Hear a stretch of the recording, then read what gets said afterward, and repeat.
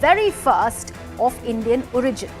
Now remember that Britain has seen the very first of Indian origin, or one of a British Asian. As of today, he in fact has scripted history in a stunning leadership change amid an economic crisis. The elevation of Rishi Sunak as the Britain's Prime Minister has been used by the opposition back home, however, to lament the alleged majoritarianism and divisiveness in India. In response to that is a fact check that has been done by the BJP that has cited APJ Abdul Kalam's and Manmohan Singh's extension as the country's president and prime minister, respectively. BJP has also gone on to reject any parallel between its leader's opposition to prime ministership for Sonia Gandhi, claiming her Italian origin after the Congress won the Lok Sabha polls in 2004, as opposed to Britain's ruling party choosing Indian origin Sunak as its leaders. Now, Congress, on the other hand, has rebuffed P. Chidambaram and Shashi Tharoor's posts on Sunak. So what do we call this furor exactly? A half-baked attempt at taking on the government at the centre over its brand of politics, or a point valid enough to be considered? Let's first see what's this political storm all about.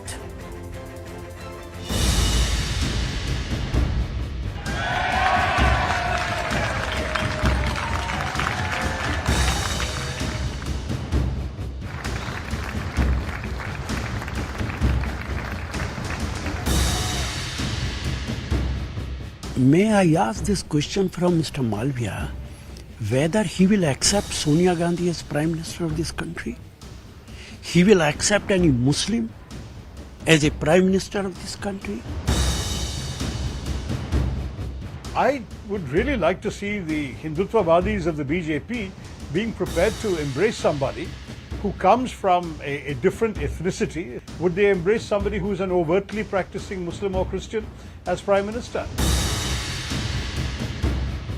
आज Congress party doctor Tharoor, P Chidambaram ji जैसे लोग कह रहे हैं कि क्या कोई minority का व्यक्ति सर्वोच्च पद पर बैठ सकता है? क्या वो डॉक्टर मनमोहन सिंह को भूल चुके हैं और वो उनके माइनॉरिटी स्टेटस की वजह से नहीं, मेरिट की स्टेटस की वजह से वहां पर बैठने का काम उन्होंने किया है?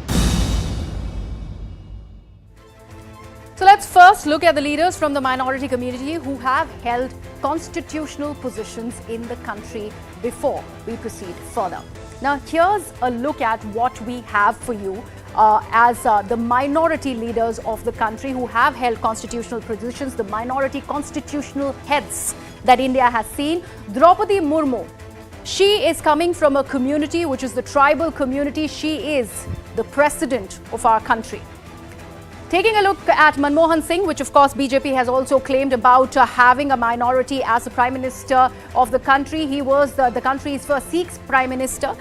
Then of course APJ Abdul Kalam, a Muslim president in the year 2002, where he was anointed till 2007. He was the president of the country. Zakir Hussain, another president of the Muslim descent, where he was a president from 67.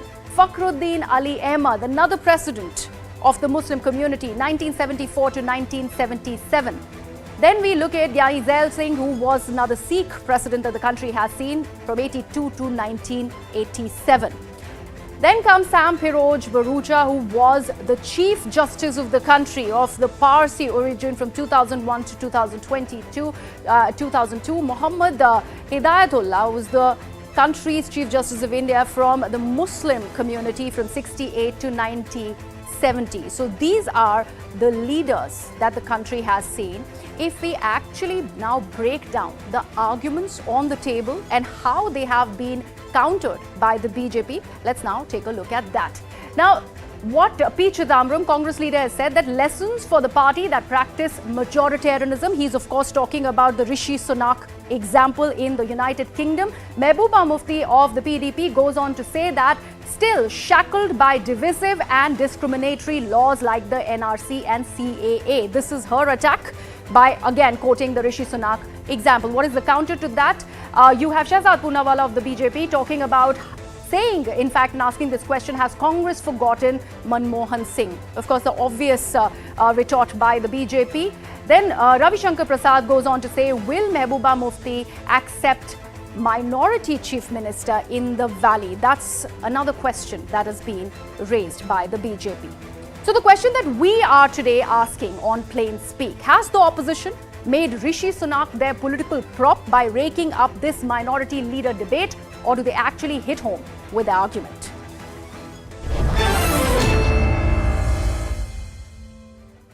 Let me actually bring in my guests on the broadcast. So joining me, Sumansi Raman, political analyst, joins me. Also joining me is Shehzad Poonawala of the BJP. And Captain Alok Bansal will be joining us in some time, who's the director of India Foundation.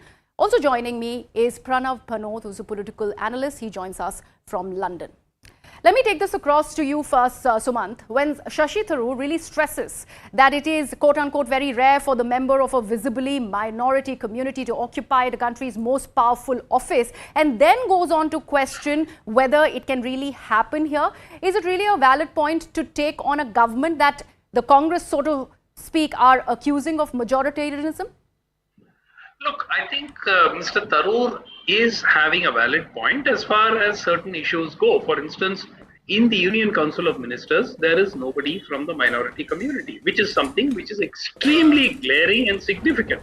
So the issue is not about what has been there in the past. I know people are quoting Dr. Zakir Hussain or Dr. Kalam or former Vice President Hidayatullah and the like. This is not about what has gone on in the past. This is about the present.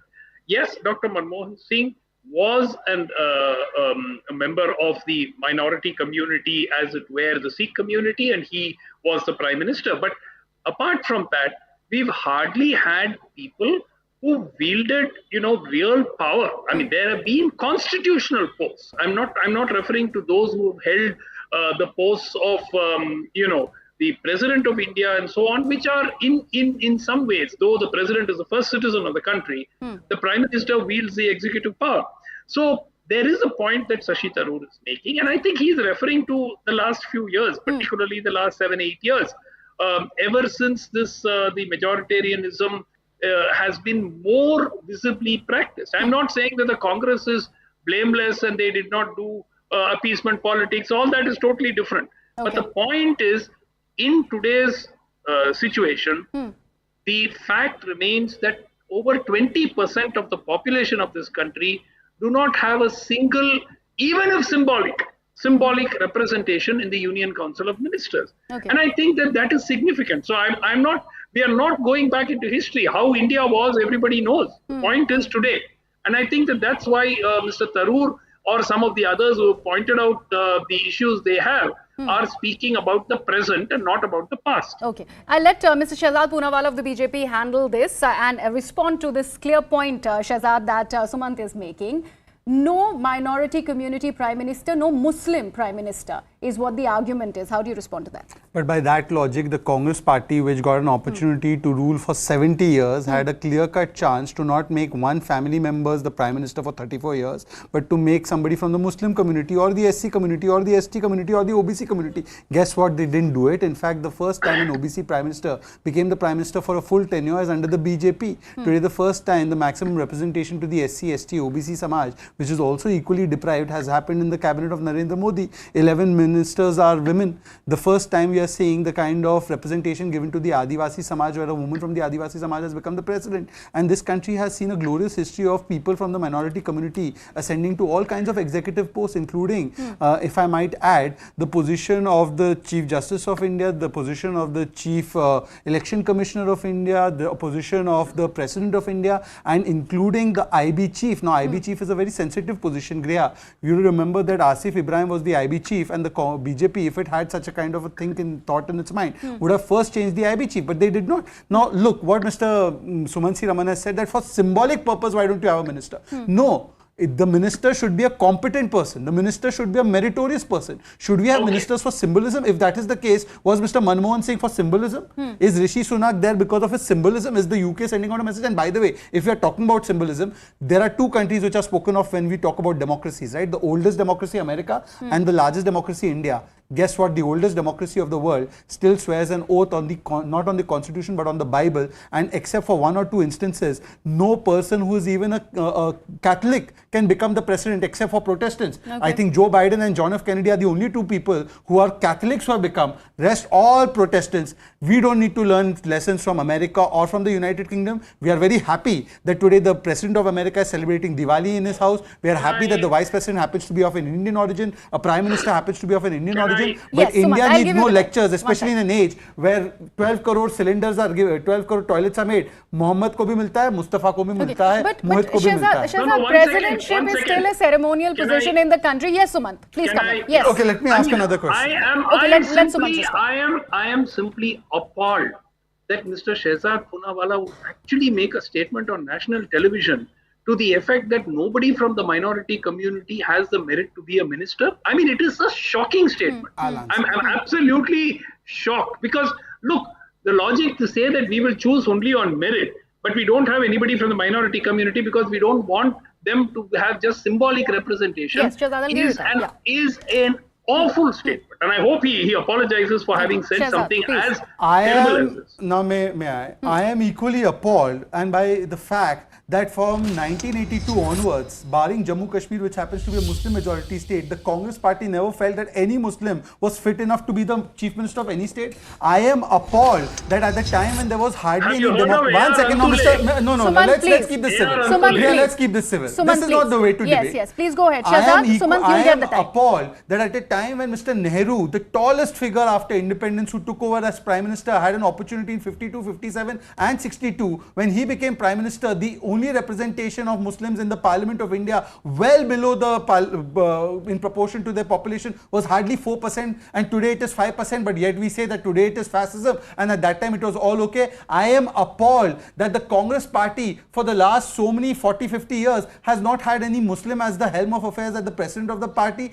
I am appalled by the fact that Mr. Sumansi Raman comes and makes all these arguments, but he does not once tell me that how many chief ministers were made This is as not about Muslims, the barring I can Jammu tell Kashmir, you. and I am equally appalled that Mr. I will Sumansi tell you. Raman, has anybody said that Jammu Kashmir should have a minority as the chief minister, a Hindu perhaps, or a Kashmiri Pandit? But when you say this, it is cited as a Hindutva project.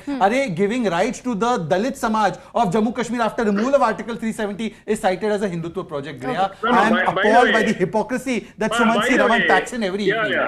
All right, Sumant, But please. by the I'll let way- you respond to that, and then I'll go to my other guest. Yes. By the way, I don't think Shehzad is fully aware. India has had several Muslim chief ministers. We've had A.R. Antule, who was, of course, from the Congress 1982 party. One second. No, Let him whatever. respond. There Let has him been respond. No, let him respond. Anwara Taimur, who's been a chief Did I minister. say we didn't Abdul have- I Ghaffur gave as you a your chief chance. minister. But No, he's no, lying Shehzad, about what yes, I one said. second. Correct him. Let him make his point. What is this 1982 cutoff? Why can't it be 1972 then? This is Arey bhai, I'll absurd. tell you why This is 1982. just to Okay. throw. I'll tell you why No, no, but he 1982. has not answered I'll my tell you why question. 1982. Why does he say? Why I'll tell does you he why say 1982. minority members of the minority community do not have the merit to be a to be ministers in the union cabinet? I'll I tell you mean, why 1982. he said that. He actually said that. Now, Okay, can I all right. speak? Yes, Shehzad. First of all, Sumansi Raman, I have more political knowledge than you, and therefore I did not say we did not have any chief ministers. I said No personal after comments, no, Shehzad, he please. made it personal Please. by Okay, saying okay, that okay. I Please did not. make your I point. lied Please to make him. your point. He made it personal What by is saying the I cutoff there? appointed him Okay, and make he your did point. what I Please did. make your point. And I'll that go time to you my were other corrected him. guest. Anyways, Yeah, yeah. now let me come to the point. From 1982 to 2022. 4 decades have passed in this mature democracy. As our democracy has matured over and over a period of years, you did not find one competent person outside Jammu Kashmir to make the chief minister, and you say that you are the Congress party which backs for this kind of secularism where we have to make somebody as a representative. You may set the standard. Answer So I'm the asking you if you question. set the standard for the last 40 Answer years. the Neither the question. party president, neither the prime minister, neither a chief minister is made by you. Answer But the you are question. secular and others are communal. This kind of hypocrisy should not be there. And in those 4 Answer decades, the question. Griha, Why but in those 4 decades, 1982, Griha, he wants you to I'll tell you answer. why I Yeah. said 1982. Yeah. In those 4 Answer the decades, question. Griha, what they gave the Muslim community was the Hashimpura, Bhagalpur, Meerut, Malyana, Mumbai, Jalgaon, Delhi and Delhi riots Answer in the which question. thousands of people were massacred. Okay. Yet you never found one Answer single the person to make a question. chief minister. Answer the Sumant, question. Sumant, he Answer has the made his question. point. He's made Answer his the point. Okay. question. Sumant, Sumant. Why does he feel minorities do not have merit to be ministers I in the never union made that cabinet? statement. Answer that question. You can twist Answer my that one statement and question. come up with your own interpretation. That's but that doesn't mean I said that. That's a different interpretation. That's what he said. Let's actually bring in our other guests, because this is not fair on them. Let me actually bring in Mr. Pranav Banot, who is a political analyst, also joining us on the broadcast. Mr. Banot, do you think that this was a fair analogy to bring in Rishi Sunak by the opposition back home and talk about the so-called majoritarianism of the BJP government at the center? Do you see that as a fair argument? I think I must confess I'm not fully versed with what's going on in the Indian politics, but what I can say is that any idea that Rishi Sunak is in because of a tokenism or because he's needing to be seen as a man of color at the front, I don't agree with. I think he's very much there for merit and for the purposes of doing so well during the COVID pandemic. And I think he's really there because he deserves to be there, because he's worked so hard. And I think really going back to what you're saying, anybody in any elected field needs to be representing their communities. I think that is the point of democracy. And I think, anybody who takes on a role of elected office should represent the communities that they are part of. I don't think people should be there on merit. Be there just to be a token, but they should be there on merit. Okay. Captain Alok Bansal, let me take this across to you. This sharing in the pie, when it comes to an Indian origin, Rishi Sunak, of course, there's Pakistan also coming in here and talking about how his ancestry dates back to Gurjanwala. So that's another argument that's coming to fore. Do you think this has become like a recurring phenomena, whether it is Kamala Harris or now Rishi Sunak, who's now the Prime Minister of the UK? Why does this have to come in the Indian context? See, we need to be very clear that whether you're in America or Britain. No. This question is for Mr. Bansal. Are already living in these countries. They are born and brought up. They are citizens of that country. They have risen because of their merit. And to term them as Indians or Indian origin, that is their origin, well and good. But they are in their position which they have occupied by dint of their merit. And especially in the Rishi Sunak's case, this is so very evident that just 45 days back, he lost an election. But because people realize that he's the man who could actually bail them out and pull them out of this morass in which the party had fallen into, they have again selected him. So it is not because of any tokenism to say that, and I don't think so the 200 odd MPs who supported him actually ever considered that he was the color of his skin or the faith that he was adhering to. He actually rose to that position by the dint of sheer merit. And that is what is important. Okay. Sumant, do you think this entire point of merit that you were earlier making, let's come to that now, do you think that has somehow been downsized because of this minority debate, all that he has achieved? Obviously, there were controversies to his tenure as the former Chancellor of the Exchequer. Leave that aside, but what he has achieved is just 7 years as MP and now the Prime Minister of UK. Just that being reduced to a minority community member, India taking up this debate, is it fair? Not at all. I think Rishi Sunak has reached where he has reached because of the dint of the efforts that he has put in over the last 7 years. And the fact that the country is open enough to allow or give him that opportunity to have a shot at the top job. That is what we're saying. Look, merit exists across religions, across castes, across creeds, across every group that we can conceivably think of. There is merit. The point is, having merit, would you be given the opportunity? Is the country or the society open enough to give you that opportunity to have a crack at the top job? That is the point. So I will not say merit is only the exclusive preserve or A or B or C, which is very, very unfortunate and a completely wrong thing to say. Rishi Sunak is there where he is because of merit, not. Yes, he does have a privileged background. That's a different issue. That probably did work in his favor. But that's not the only thing. To say that he isn't there because of merit is absurd. The point, importantly, is that that society has still been open enough to give him a crack at the best job in the country. In India, it would have happened, so maybe a few decades ago. Today, I'm not so sure. And the ruling party spokesperson telling me that, minorities cannot be picked in the union government because of issues of merit. One second. Let him make his point. I didn't stop you. Okay, now let me come in. Please come in. First of all, let me inform Mr. Sumansi Raman, as much as he is a consumer of world politics, that Mr. Rishi Sunak hasn't been elected by the UK.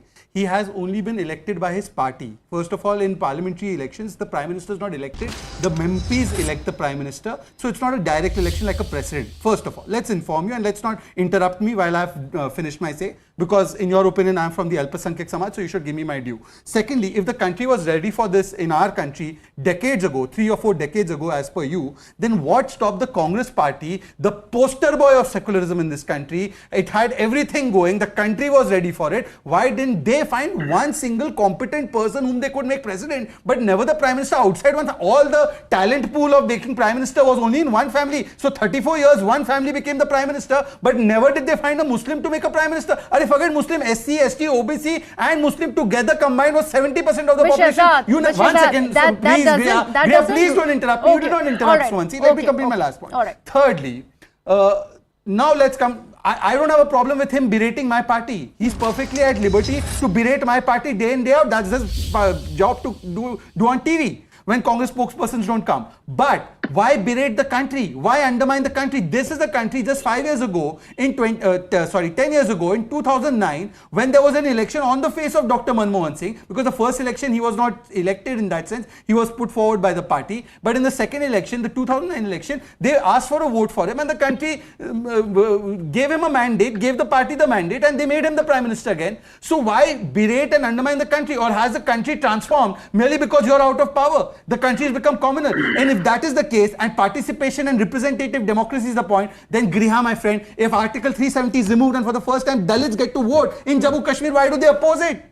Why do they oppose when women for the first time get their rights under Article 35A, which was blocking their rights? This is their double standard. When seats were when the delimitation took place and now there is potentially a better representation for Jammu, they say it's demographic change against us. Why? Can't a Hindu become a chief minister in Jammu Kashmir? This hypocrisy, sir, is what appalls me. I am not appalled by the talent of any minority community person. I belong to that. By the way, my party has several minority spokespersons. Please name one person from the Hindu community who is the spokesperson of the MIM. MIM is secular. BJP is communal. This is your hypocrisy, sir. Who said, look. Nobody ever is batting here saying that the Congress is flawless or Congress never made any mistakes. The point we are making today is, in today's circumstances, why can minorities not have better representation in the union cabinet? Forget about having a crack at the top job in the country. I'm talking about the union cabinet. Let me come in here. You know, Shahzad, since 2014, this is the argument that the BJP has been battling, that of majoritarianism, divisiveness. This is something that sticks to the party, whether you like it or not. You'd have to answer these questions. Let's not talk about things before 2014. If we talk about the constitutional positions when it comes to the members of the minority, and the point, let's say, Sumant was making, how many prime ministers who come from the Muslim religion in the country? None so far. Why that? And do you think that in the context of Rishi Sunak wasn't a debate that was worth putting forth in the national context? But Griha, you just said that let's not go back prior to 2014, but then I'm talking about primarily the argument against BJP. Against BJP. Yeah. I am asking you a different question. The Union Council of Ministers. 1 second, Sumant, please let him respond. See, first of all, if the question is about why there is no Muslim Prime Minister of India, that question has to be asked then from 1947 to 2022. True. Absolutely. Because the Congress has not made, and the Prime Minister of India is somebody who will be elected by the MPs of India. If a Muslim has a majority in Parliament, he will become the Prime Minister. There is no constitutional bar in our country. If you are saying that some phenomenon has changed only in the last 10 years, let me give you some stats which will shock you. Okay. Parliamentary representation of Muslims, despite their percentage in population being 12%, 1952 4%, 57 5%, 62 5%, 77 6%, 91 5%, 96 5%, 2009 5%, 14 4%, 2019 5%. Where is the change? It is 5% even in 52. It is 5% even now. So how come today we are in more communal situation than back then? But let me give you two indicators. But just two indicators which actually prove communalism has increased. 1 second. Simple point. One second. Let him complete. Let him Let complete. me Please complete, sir. Why Let you him make it complete. so hard for me to Okay. make a point? Yeah, please go ahead. But let me give you 2 indicators which will show that this country has actually become more harmonious than before. 10 big riots that took place before 2014. Hashimpura, Bhagalpur, Meerut, Malyana, Delhi, Nelli, Ahmedabad, Jalgaon, all of these riots where thousands of Muslims were massacred.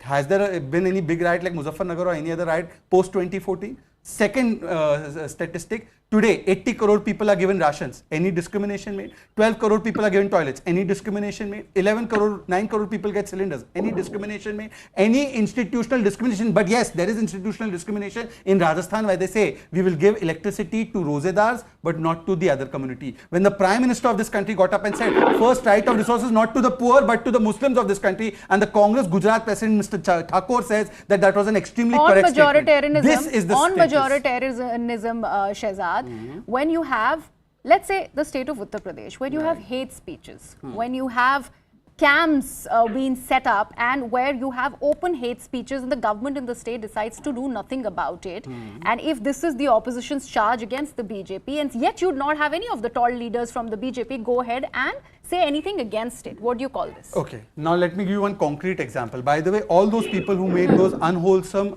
hateful speeches were all acted upon and they got subsequently bailed from the courts. Now you can pick an issue with the court, but I have another question to ask. There was one person who recently compared Gita with jihad. One person who said Hindu terror. They say terror has no religion. If we say Islamic jihad, we are fascists, we are communal. But those who said Hindu terror, what action did they take on them? Saying Hindu terror is fine, is kosher. But if others make a statement and action is taken on them, we are communal. Why are minorities so fearful in a regime under the BJP? And that's precisely the point that the opposition is riding on over here. Sumant, you were making a point. I'll let you come in. No, can I just address this one particular point? I'd actually get in Mr. Alok Bansal also to respond to that. But okay, please complete your point and then I'll go to Sumant. This is because the only narrative of the Congress party from time immemorial and particularly after 2014 has been to show the dar of the RSS and the BJP that look, somebody is coming for you, vote for us, we will not do anything for you. Even the Sachar committee report testifies that we have done nothing for you, but we will only give you a fear factor and therefore you vote for us. And this fear is created. I just have one point to ask. Triple Talaq verdict. Was it passed by the government? No, it came by the Supreme Court. But what was marketed by Congress and the ecosystem? That this is anti-Muslim man. Okay. Wasn't it said? Hijab verdict came from the Karnataka court. What was said by the people like PFI and Congress party? That look, your rights are being stifled. In the entire world, Masa Amini movement is going on where the women are saying we want to cast away the shackle of patriarchy and we want to put education above hijab. No, and you are expanding the debate. This will digress. This will digress. BJP has tried to subjugate Sumant, please make your point. Then I'll go to Mr. Alok for the final argument. I think Mr. Shehzad is talking about everything except the topic that we are discussing today. I agree. You just expanded the point. You create the fear factor and the phobia about a court decision. Okay, Sumant, please go. Suman, you are not here to certify. Okay, we just have 1 minute. Okay, we just have 1 minute on this debate. Sumant, please complete your point. The debate very quickly. The debate is not about what the Congress party did or the Congress party did not do. Let us assume Congress party is guilty of so many things. Now tell me, why is there not a single minority representative in the Union Council of Ministers? Full stop. Okay, we are going in circles over here. Mr. Bansal, I would have to allow Mr. Bansal to come in. Mr. Bansal, do you think it's a fair point that has been made, or it's a half-baked argument that has been presented by the opposition? Just actually give the last. See, I am not a politician, so let me clarify it here. There is no doubt that at this point of time, there is no Muslim minister in the Union Council of Ministers. But let's look at it. From 2014 onwards, there were a large number of Muslims. Because of certain policies which require ministers to resign after reaching a certain age, today we are in a situation where Najma Heptullah, Mukhtar Abbas Naqvi, all these have had to leave the Union Council of Ministers. I think the government would be inducting it. And the fact of the matter is that you have a governor who's from Muslim community. And as Shehzad said, there have been people from minority community who have risen, and there are people from other minority communities. You have Hardeep Singh Puri, who's a cabinet minister. You have Christians in the government. You have a large number of other people. Yes, at this point of time, it is not so, but just see. Absolutely. And we also have to look at time has why been. You look at it from today the we are 14%. talking about leaders in the context of majority or Because, minority? see, because in a This is something parliamentary that needs to democracy, be. you have to have Disturbing that only MPs a who Muslim minister can are represent made Muslim ministers. interests? And Absolutely not. Nobody is why is making the that Minister argument. saying I'm that? really sorry. I'm really sorry. I'm really short on time on this debate. We leave it at that. I'd like to thank all my guests for joining me with the big question on whether this was a fair point that was made and whether it is a question mark on the times that we are in, where this entire pushback by the minority community is happening and maybe politicians are piggybanking on that. We leave it at that. I'd like to thank all my guests for joining me. Let's actually look at the second debate on the broadcast. Now, prominent Islamic seminary Darul Uloom Deoband and 305 other madrasas in Uttar Pradesh's Saharanpur district alone are not recognized by the Uttar Pradesh Madarsa Education Board. Now, this, as per a government survey that was ordered by the state sometime back, the Madarsa Board has lashed out at the state government, however, with the chairperson of the UP Madrasas board denying these allegations and saying that autonomous institutions such as the Darul Uloom Deoband are an example for the whole Islamic world and they do not need a recognition by state Madarsa board. Now remember, Darul Uloom Deoband is over a century-old seminary that has been doing educational work. It has been in existence for more than 150 years. In the year 2015, nearly 3,000 madrasas were affiliated to it, as this remains to be the country's largest Islamic seminary. Over 1,000 students pass out of its portals every year, and its curriculum focuses on the Quran and texts about the life of Prophet Muhammad. Let's now take a look at what has led to this. Why is one of the country's oldest Islamic seminaries unrecognized? Now, it turns out that Darul Uloom Deoband is not recognized by UP Madarsa Board, like I mentioned. And remember, the argument behind the survey of madrasas is modernizations and to make the students coming out of these madrasas to have a level playing field when they go out into the world with the education that they have received from these very madrasas. Now, what is this survey doing essentially is, number one, getting information on the students who get educated in these institutions, the teachers who impart that education, are they equipped to do that or not, the courses and the curriculum that they teach, and also whether or not they are affiliated to any NGO. It is only after that, these facts that are ascertained, that a conclusion is drawn on whether or not that the madrasas are eligible to be given the recognition by the government in the state. The survey also claims to look at ensuring maternity leaves and children care leaves to women employees. Now, also looking at what's going to be the impact of this survey on the madrasas, especially if they aren't recognized. So no degrees can be issued by the unrecognized institutions. They can't even get any grants by the government, not even scholarships and other schemes. This further means that these institutions that the UP government has decided not to greenlight, they cannot be recognized, and they cannot even recognize other institutions under their umbrella. Furthermore, they also are liable to fine of 1 lakh rupees, maybe more.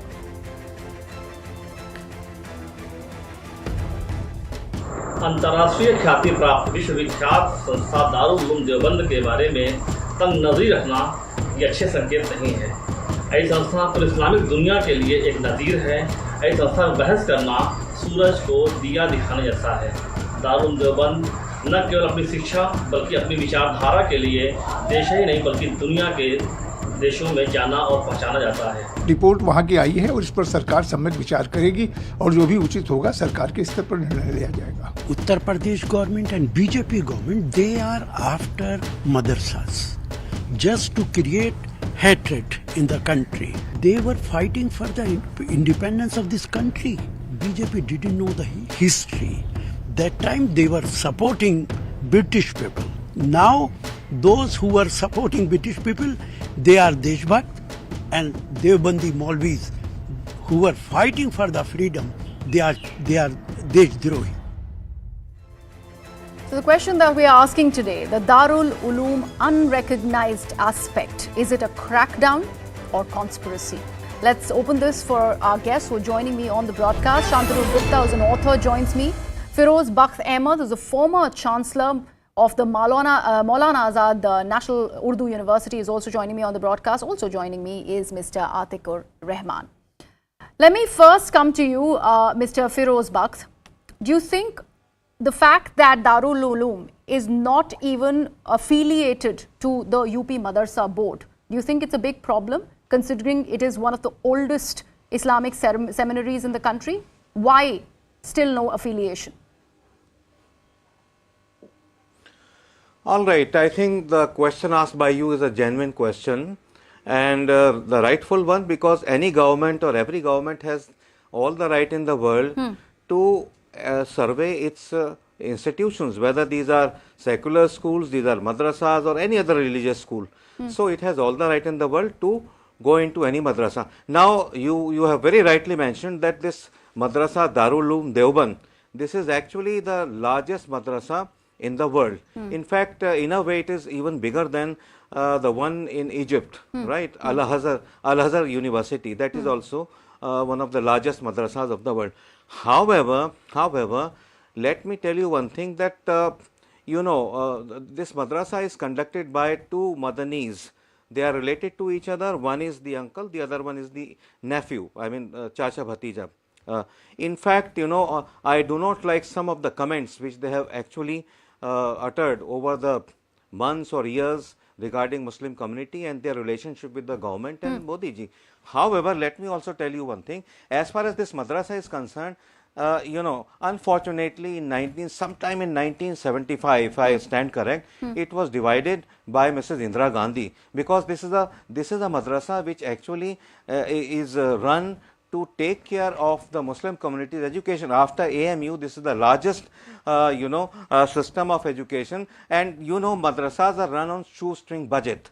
And so far as this madrasa is concerned, one silver lining about this madrasa, let me tell you one thing, that on the time of Bakr Eid, a couple of years ago, I think exactly 9 years ago, the Darul Uloom Deoband Muhtamim, he said that nobody should sacrifice the cow, because cow is near and dear to Hindu brethren. So this madrasa has nothing to do with anything which is anti-national or the kind of things which we found in Assam, where some Mr. Ahmed, we've not yet gone there. We've not. I'm just asking you the basic question first. Why not even recognized by the UP Madarsa board? Let me take this across to Mr. Shantanu Gupta first. I will come to you. I'll come back to you, Mr. Ahmed. Mr. Gupta, why go after the top two Islamic seminaries, centuries old at that, to actually, is this to instill fear in the community? Because obviously there are a lot of people who actually look up to these Islamic seminaries. I'm talking about Darul Uloom and of course the Nadwa. So why start with these two? And why this question of recognition and regulation that has come in at the moment under the Yogi Adityanath government in the state of Uttar Pradesh, because of which the minority community is crying foul? See, I think I look at the other way. Yogi Adityanath from last 5.5 years is doing a lot of reforms and correcting government's old mistakes over years, how the governments have performed in UP. Now take a case of a private school, be it a convent school or a Shishu Mandir or an international school or a DPS or a Shivnath or any school, right? A non-government school which does not take any aid. It has to be registered, recognized by the state education department, be it in Delhi, be it in Jammu Kashmir, be it in Kerala. That's the way it is, right? So any institution which is teaching has to be just registered, that's all. And the survey is asking three kind of questions. One is the facilities like furniture, toilet, electricity. I think they have all the right to find out as per NCPCR what the basic facilities the students are getting. Second kinds are who is the teacher, what is the curriculum, what are you teaching? That's also very legitimate, because all the private schools from DPS, they know they are a CBSE school or a IB board school or a state government school, a state board school. So that's the second kind of question. Third question, which is a little tricky for these madrasas, might be who is funding you, who is the owner, is it registered or not, is it affiliated to something else? They're just finding out, that's all. In fact, UP government, Yogi government has corrected its own mistake, right? Which governments have done. Any institution should be registered, should be known what they're doing. So because from various madrasas, lot of uncomfortable incidents did come out, lot of terrorist activity did come out. In fact, from Darul Uloom itself, one person got arrested in April, former Bangladeshi who was living in Darul Uloom for a fake Indian identity. So such things that came out. So they're just trying to find out what is your status, that's all. Atikur Rahman, do you agree? Do you agree that these regulations need to be done when it comes to madrasas in the state of UP, specifically that we're talking about? Because here the number is large. We're talking about more than 310 madrasas that stand unrecognized. Out of them, it's one of the oldest seminaries as well.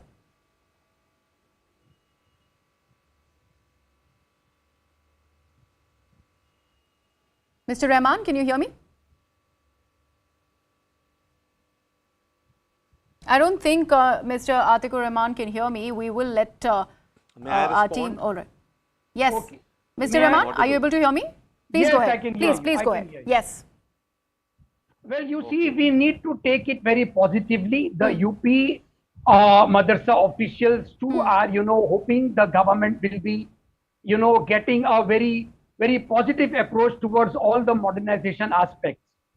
Herein, what we have to see is whether the UP government is really serious about education, really serious about the facilities given to the madrasas.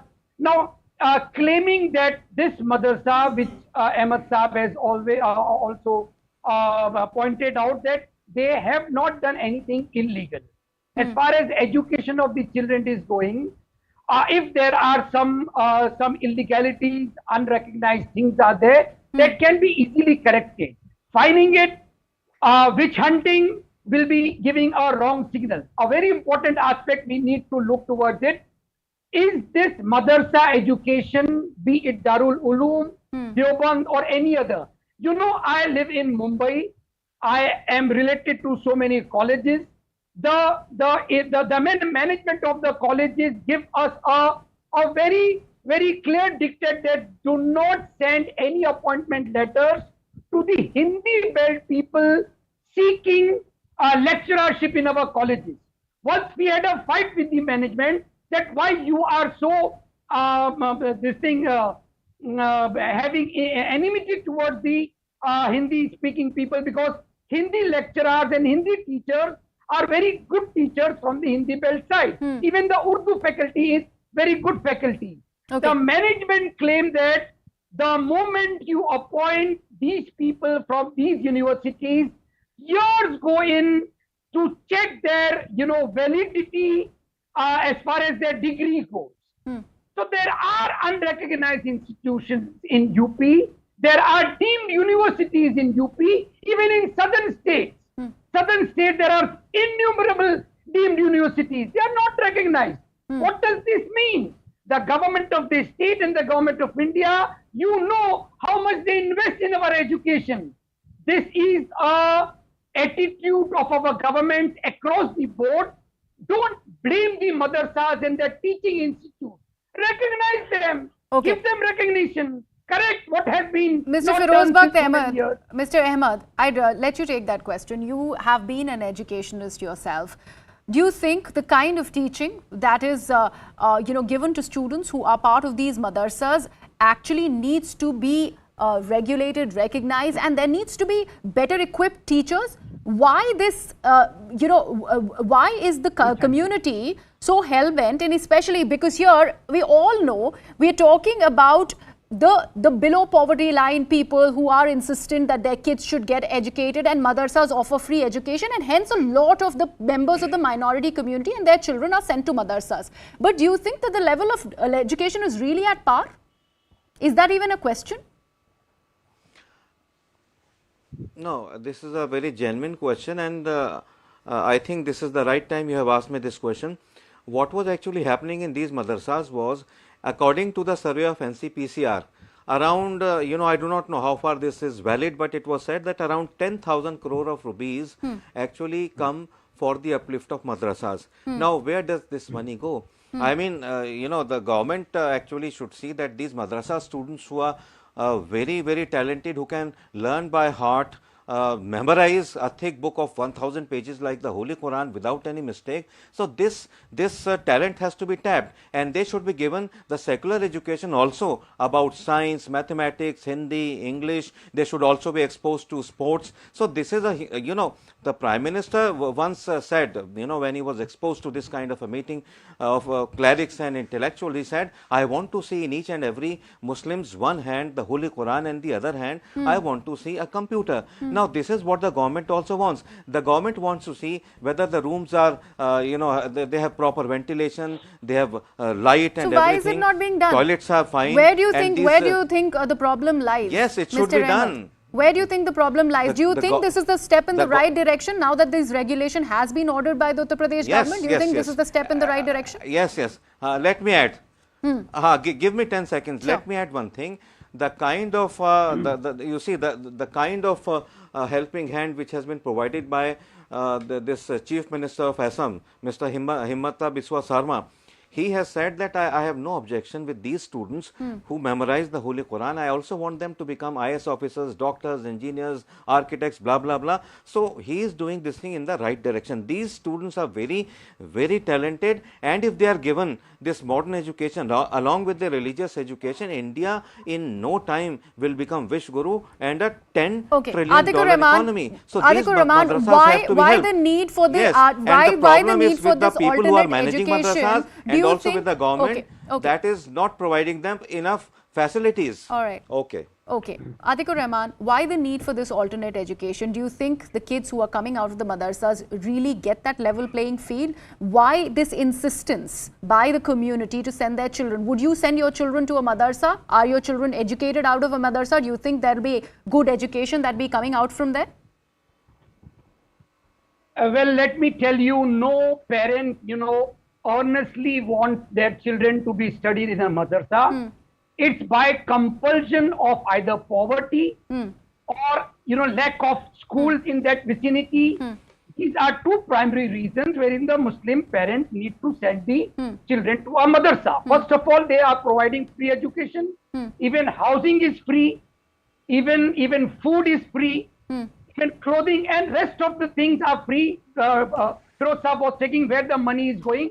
The money is coming from the zakat of the Muslim community, and it is being, circulated among the students. The point over here is, we know the Chief Minister of Uttar Pradesh, around the year, wherever he goes for electioneering, we know the Assam Chief Minister, Mr. Sarma, he is also, how the tone and terror, the negative elements in their speeches related to Muslim community. All right. I'll let Mr. Gupta respond to that. Shantanu, do you agree? Do you agree to this fact that there is the minority community that is constantly dissuaded with the kind of speeches or what is upfront coming to fore? Let's say in a state like Uttar Pradesh, where you have these various things where the community feels that it is on the edge. And because of this quote-unquote crackdown on madrasas, this is the feeling that is going on continuing. How do you respond to that? Well, first of all, if you talk to any private school owner in Uttar Pradesh, they will see, okay, we are also coming under regulation. If you find any other business owner, he said, we are also now coming under regulation. So, Yogi Adityanath is doing what the governments in last many years have not done, right? They're just trying to regulate using existing government framework that any institution, government should have a knowledge of. If I just went to the Darul Uloom website just before coming here, they have a fatwas and queries section. There is section, someone asked, can I work in the company called Paytm? They said, no, you cannot work because it's work on the interest money. Then is a question, can we use mobile phones? The answer in the Darul Uloom website gives, you can use it for communication, but not for photo and videography of a live person. So all the Muslim people who are coming on your TV are doing a shirk as per Darul Uloom. So is this education are they giving, and are they people coming to study? Is this fine? So government is just having a check on that what are they checking? What are the who funding them? Are they registered? What is the curriculum? Well, that's a fair point. All right. The upgrade in education that is much talked about, that's something that needs to be practiced. And whether it is that education that is being imparted out of these madrasas that needs to be questioned, and if the UP government regulating these madrasas is actually doing that in real, then it needs to be accepted. Otherwise, that question still leads to be unanswered. And that is something that we choose to go ahead and do that. This is one thing that the madrasa education also needs to look within and answer for themselves on whether it is actually providing that level playing field for the children who are getting educated in the madrasas, and that also requires to be answered. I'd like to thank my guest on that note. Thank you so much for joining us on the broadcast.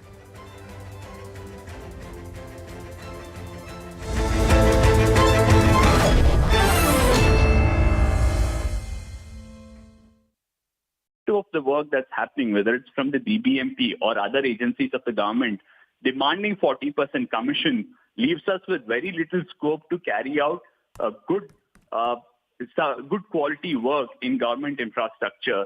Raises question on if that's the reason the government is not going after the contractors. We are seeing unique protests like these which took place yesterday, where on the occasion of Diwali, a citizen decided to get the attention of the civic body and of the politicians that these potholes continue to claim lives, that these potholes continue to create a menace for the people of the city, which is why he was seen bursting crackers in multiple of those potholes across the city. And Harish, we've been discussing how there are political ramifications of this as well. The crumbling infrastructure, not just in Bengaluru, but across the state, is something that the BJP will have to combat come election next year. Absolutely. And the fact that several of these problematic areas are the ones that have seen crores of rupees being spent in terms of asphalting the entire stretch. In some cases, bridges and ROBs built just a few weeks back, and them developing potholes. It adds to the whole narrative that the Congress is saying that this BJP government is corrupt, takes 40% commission in every government contract, as a result of which we have substandard work.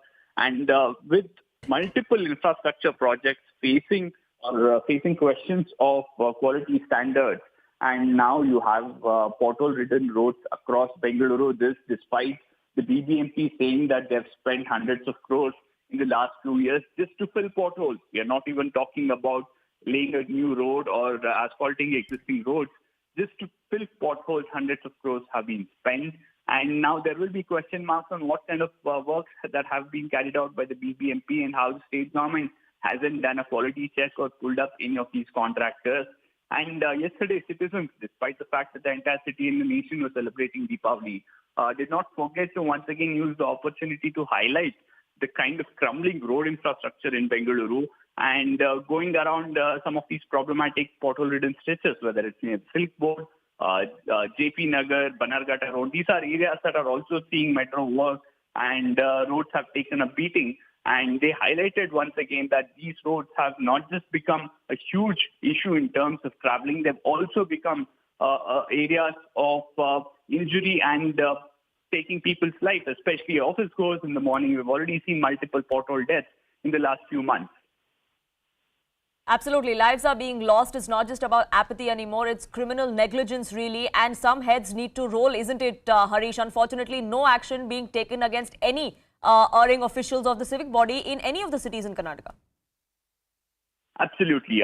Nobody dismissed from work for substandard work in cases where we have seen people losing life. For example, recently we had seen one case of a woman losing her life because of a pothole accident. She was trying to avoid a pothole. And even in that case, we've seen FIR from the police, but we haven't seen anyone getting dismissed, any of the contractors being blacklisted, or the state government going in for a thorough review on how the BBMP is working and why there is no accountability at all when lives are lost, when new infrastructure with hundreds and thousands of crores of budget seeing potholes, or in case of flyovers, a couple of flyovers in Bengaluru seeing gaping holes. And we haven't seen any of that happening in terms of action. All that we've seen is lip service from the government saying that in the coming few months it will be fixed, fresh tenders being announced, but nothing much changing on the ground or in the way the city gets administered. Absolutely. That's the most unfortunate bit. And do stay on with me because Akshara also continues to be with us. And Akshara, you've visited several of these sites where potholes have claimed lives in the city of Bengaluru. There is temporary solutions that is found. There are either rocks that are put around there. There is rocks that are used to fill up the pothole. But that's not a permanent solution, which is why we keep seeing the same stretch of road and the same pothole back there once again every few days. Yes, absolutely. As I mentioned before, this is not a permanent solution which is being done by the BBMP. And the citizens also have highlighted the fact that the roads have to be asphalted completely. Now we have seen the BBMP coming up with a training session on October 31st, where they'll train the engineers regarding the techniques that needs to be used while filling the potholes so that they sustain longer. And there is also an issue going on with the American company which maintains the the roads in Bengaluru as well. So if you take a look at the program, the training session that will be conducted that will be a training that will be given to the BBMP engineers. So again, the citizens pointed out the fact that if the training is given to the engineers regarding the techniques and the potholes will be filled, so the potholes might resurface again. So they are demanding a permanent solution regarding this issue. Right, permanent solution is what the people of Bengaluru, is what the people of Karnataka need. Akshara and Harish, do stay on with me because we're also taking your calls live here on this broadcast. The numbers are flashing at the bottom of your screens. The pothole menace continues to haunt people of Bengaluru. Who is to be blamed and will heads roll? That's the question we're asking here on this broadcast. We'd like you to call in with your view. Let us know what you want from your representatives in the state.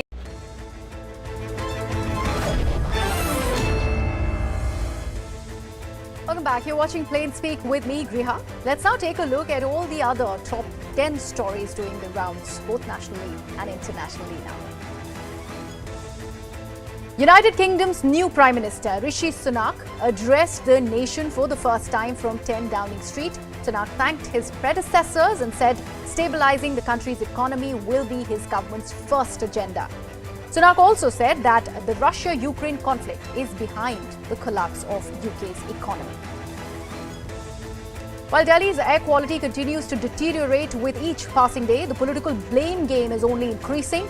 The ruling Aam Aadmi Party claims that the post-Diwali pollution levels in the capital are down 30% as compared to the previous years. But the BJP has accused the Aam Aadmi Party of doing little to stop stubble burning in Punjab. The Kerala governor has issued show-cause notices to 11 vice-chancellors in the state so far. The latest notice is issued to the Kerala University of Digital Sciences, Innovation and Technology. The Kerala High Court had earlier said that the vice-chancellors of 9 universities can continue till the chancellor takes the final decision. Cyclone Satrang has hit the low-lying areas of Bangladesh, killing at least 9 people. The districts of Barguna, Narel, Sirajganj and Abol all reported deaths. In fact, the state of West Bengal and Odisha also is where the police and NDRF teams are on alert to brace with the impact of the storm. 5 people have been arrested so far for planning and executing the blast in Coimbatore cylinder case. In fact, sources suggest that 25 people are under the radar and will be questioned soon. Meanwhile, Tamil Nadu BJP chief K. Annamalai has again slammed the DMK government for underplaying the Coimbatore blast case. Annamalai called it an intelligence failure and said that it is a case of suicide attack. Uttar Pradesh Chief Minister Yogi Adityanath witnessed the solar eclipse at his home constituency in Gorakhpur today. The partial solar eclipse was visible from different parts of the country at different timings. Pothole menace continues to haunt the residents of Bengaluru. Fed up with BBMP's inaction towards closing major potholes, a Bengaluru citizen was seen celebrating Diwali by bursting crackers in the major potholes of the city. This is a unique form of protest by the residents of Bengaluru. 23-time Grand Slam champion Serena Williams has said that she has not retired from tennis yet and that the chances of her returning to the court are very high. Serena said, and I quote her here, "I'm not retired and the chances of my return are very, very high." Williams had said in August that she is evolving away from the sport, and though she never said that US Open would be her last tournament.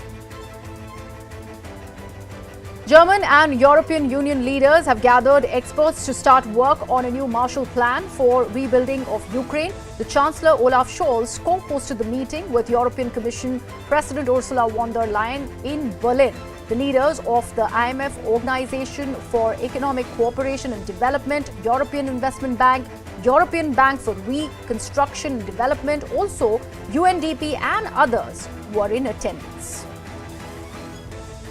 As Australia braces for an economic showdown and slowdown, in fact, its new government has released plans for more spending budget. It has been spread across families, the elderly, defence and its Pacific region. The rising interest rates, inflation and disastrous floods have pushed the government to take preemptive measures. We are pleased and proud. It's now time for our Seen Unseen right here on Plain Speak.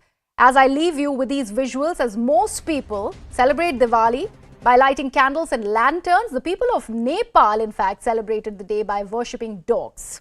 The four-legged so-called man's best friend were treated with flowers, garlands and food treats to relish. The Nepalis call this Kukur Tihar. Take a look as I say goodbye.